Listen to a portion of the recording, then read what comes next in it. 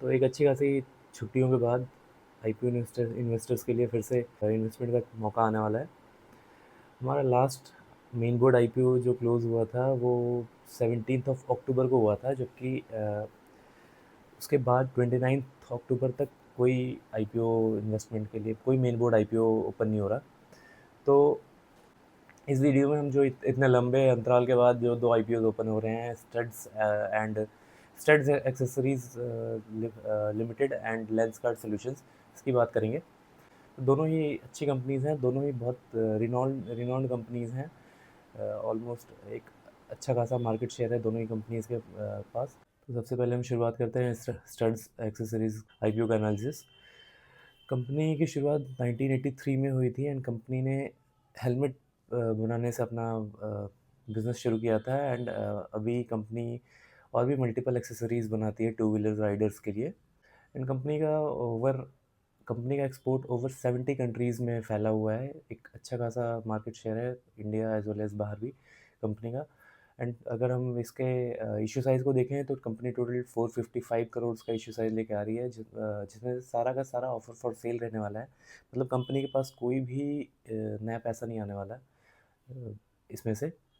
बाकी अगर हम डेट्स की बात करें तो कंपनी का आईपीओ 30th ऑफ अक्टूबर से ओपन हो रहा है एंड 3rd नवंबर को क्लोज होगा। एंड हम प्राइसिंग की बात करें तो प्राइस बैंड कंपनी का 557 रुपीज़ से 585 रुपीज़ रखा गया है, जो कि अगर हम अपर बैंड देखें तो कंपनी का पी रेशियो उसमें से कंपनी का 33 का पी मल्टीपल निकल के आता है, जो कि एक एक नॉमिनल पी मल्टीपल है। बहुत हायर वैल्यूएशंस पे कंपनी नहीं आ रही है मार्केट में। अगर हम फाइनेंशियल्स की बात करें तो कंपनी का revenue growth year on year basis पे 10% से ग्रो हुआ है, जबकि प्रॉफिट मार्जिन भी कंपनी ने का एक कंसिस्टेंटली ग्रो हुआ है। इस साल कंपनी ने almost 20% year on year basis पे प्रॉफिट मार्जिन ग्रोथ दिखाया है। तो ये तो इतना लेखा जोखा है स्टड्स एक्सेसरीज लिमिटेड के आईपीओ का। अगर हम बात करें लेंसकार्ट सॉल्यूशंस के आईपीओ का, तो लेंसकार्ट तो ये पीयूष बंसल एक एक जाने माने टेक जायंट के द्वारा शुरू की हुई कंपनी है। कंपनी की शुरुआत 2008 में हुई थी एंड ये कंपनी एक tech driven IVR branding and manufacturing में का काम करती है।